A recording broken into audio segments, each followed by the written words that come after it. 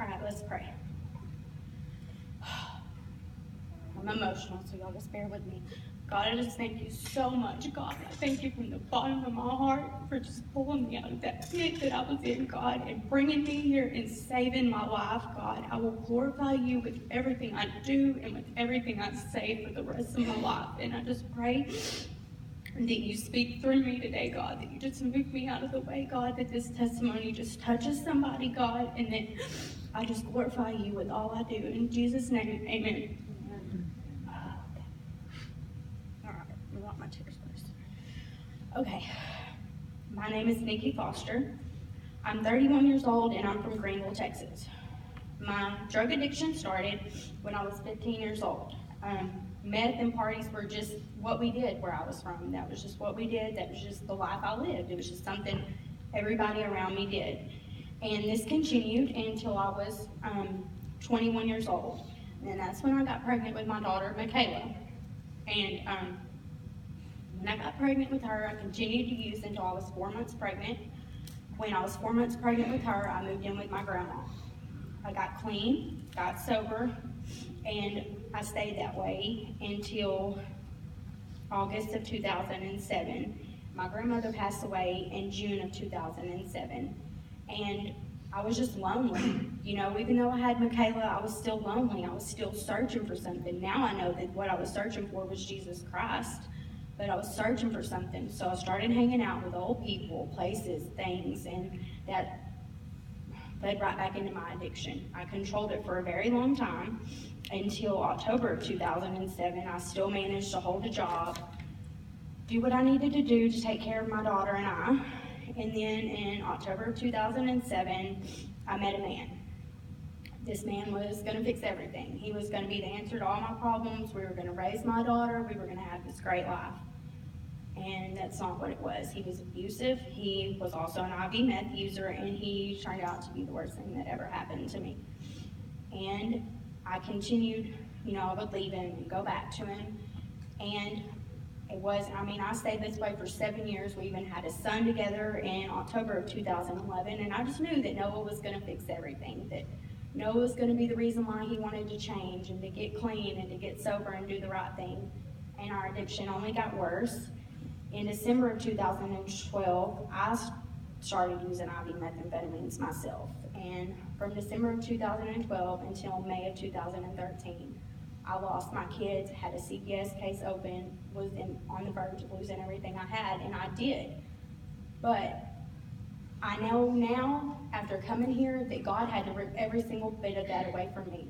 Because had he not ripped all that away from me, I would not have the relationship that I have with him right now, that I have today. And I knew in April of 2014 that my life was going to be different, that God said my life was going to be different. In the midst of my deepest, darkest addiction, I knew that I was going to someday fulfill the call that God had on my life. So that was April 2014. I came here September 2014. Like Miss Tony said, I got 3 months out of my program. But I came here and I have just seen God do so many amazing things. Like, I can't even explain the stuff I've seen, the stuff that's happened to me since I've been here. I remember Pastor Jim prayed over me one day at the altar. I hadn't been here very long, and he was like, God wants you to know that he's at work mightily in every situation that concerns you, and the only thing that concerns me is my children. And God would just, throughout my whole program, he would give me little signs to let me know that I was one day going to be reunited with my children. I just had to continue to walk in obedience to him. Sarah gave me a word from God that said, God saw me in the future with my children. And then I had sparkling diamonds all over me, but God wanted to know why I didn't see that myself. And that was one of the biggest things that happened. And then found a bracelet at work with my daughter's name on it 2 days after her birthday. It had a scripture reference on it, and it was 1 John 5:14-15. And that basically says that when you pray, God hears you. And as long as it's his will, he's going to give it to you. But it has to be his will, and you have to just keep pushing forward. And whenever his timing is right and whatever his will is going to be in your life, it will be done. And I want to share this scripture with y'all because God does promise restoration. He promises that he will build you up, he will strengthen you, and He will restore everything that you lost before you came here. You just got to continue to persevere and to stand fast in His love for you. And the scripture I want to share is Amos 9:11 through 15. And this was given to me during our week of worship, and it was given to me by Miss Michelle. And she said that when she gave me the scripture, she was thinking about my children and just about everything being restored. And it says, in that day I will restore the fallen booth of David, and I put myself in there, of course, and y'all can do the same. I will repair its gaps, restore its ruins, and rebuild it as in the days of old, so that they may possess the remnant of Edom and all the nations that are called by my name. This is the Lord's declaration. He will do this. Hear this, the days are coming.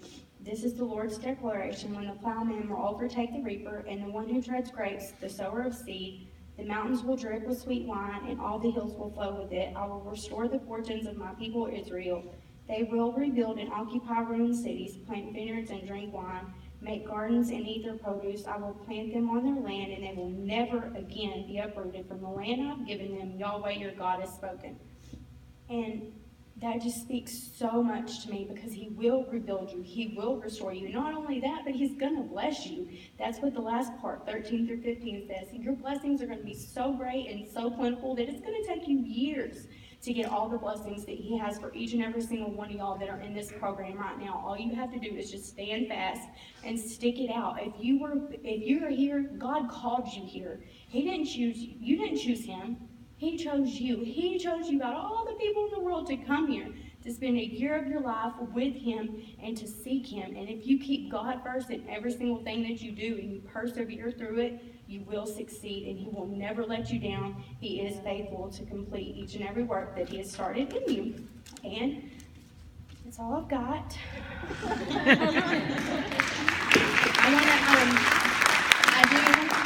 I want to thank my mom for always pushing me to be better than she was, and I love her so much for that. And then I want to thank Miss Tony and Miss Renee, Thomasita and Amber and Miss Rowe. I love y'all so much, and I'm so glad that I have two families now, that I'm able to go home and visit but still come back to y'all. And I love y'all so much. I love all you girls from the bottom of my heart. I love y'all so much, and I just can't wait to see what God does from this moment on. And I picked this song, and I just think it suits me, because it took me a long time, like Miss Tony said, with the disciplines and stuff, to realize that this is where God has me, and this is where I am. And the song that I picked was Jared Anderson's Where I Am Right Now. I love y'all.